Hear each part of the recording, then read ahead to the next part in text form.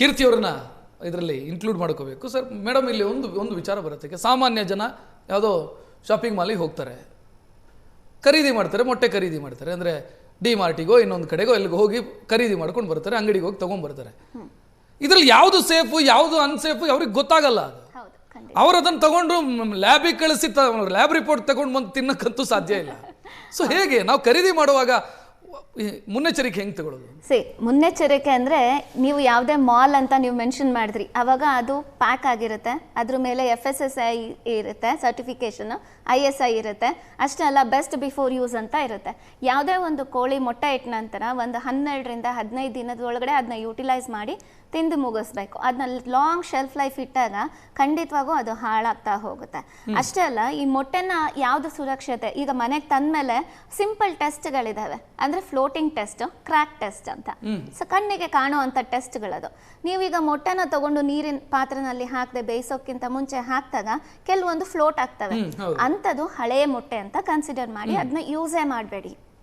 ಯಾಕೆ ಅಂದರೆ microbial activity ಆಗಿರ್ಬೋದು, ಅದು ಕೊಳೆತಾ ಇರ್ಬೋದು, ಏರ್ ಸ್ಯಾಕ್ಸ್, ಶೆಲ್ಲಲ್ಲಿ ಇರೋ ಏರ್ ಸ್ಯಾಕ್ಸ್ ಇದಾಗಿ ಸೊ ಪೆನಿಟ್ರೇಷನ್ ಆಗಿ ಒಳಗಡೆ ಮೈಕ್ರೋಬಿಯಲ್ ಗ್ರೋತ್ ಶುರು ಆಗಿರುತ್ತೆ. ಸೊ ಹಾಗಾಗಿ ಮೊಟ್ಟೆ ತೇಲುತ್ತೆ. ಸೊ ತೇಲೋ ಅಂಥ ಮೊಟ್ಟೆನ ಕಂಪ್ಲೀಟಾಗಿ ಅವಾಯ್ಡ್ ಮಾಡೋದು ತುಂಬ ಉತ್ತಮ.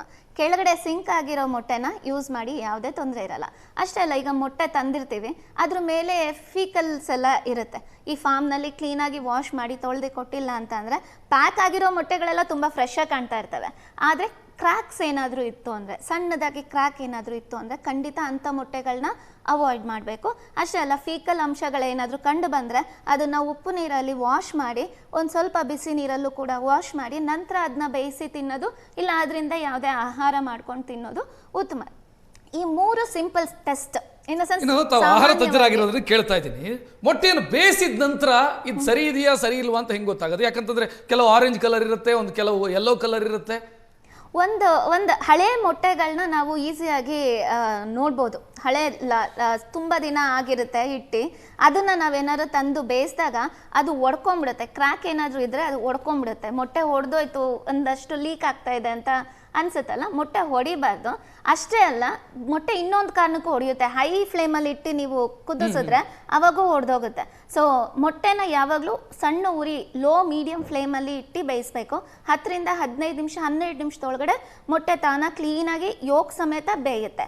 ಬಟ್ ಆದ್ರೆ ನೀವು ಕೇಳ್ತಾ ಇರೋದು ಏನಂದ್ರೆ ಈ ಯೆಲ್ಲೋ ಮತ್ತು ಹೇಗೆ ಆರೆಂಜ್, ಹೌದು, ಅದನ್ನ ಬೇರೆ ಬೇರೆ ರೀತಿಯಲ್ಲಿ ಪ್ರಚಾರ ಆಗ್ತಿದೆ. ಅದು ಸೋಷಿಯಲ್ ಮೀಡಿಯಾದಲ್ಲಿ ಆಗ್ತಿದೆ. ಆರೆಂಜ್ ಇದ್ರೆ ಹಿಂಗೆ, ಯೆಲ್ಲೋ ಇದ್ರೆ ಹಿಂಗೆ. ಅದನ್ನ ಖಂಡಿತ ಯೂಶಲಿ ಯೋಕು ಯೆಲ್ಲೋ ಮತ್ತು ಸ್ವಲ್ಪ ಡಾರ್ಕ್ ಆರೆಂಜಿಶ್ ಬರುತ್ತೆ. It depends on the bread.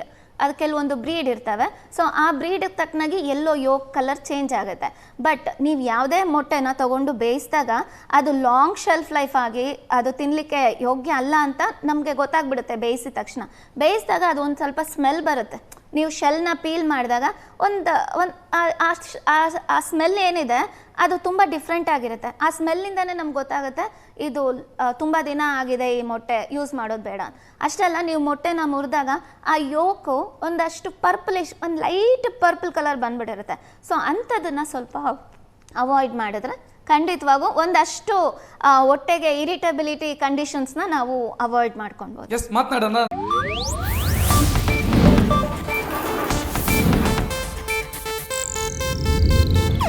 ಇದು ಏಷ್ಯಾನೆಟ್ ನ್ಯೂಸ್ ನೆಟ್ವರ್ಕ್ ಪ್ರಸ್ತುತಿ.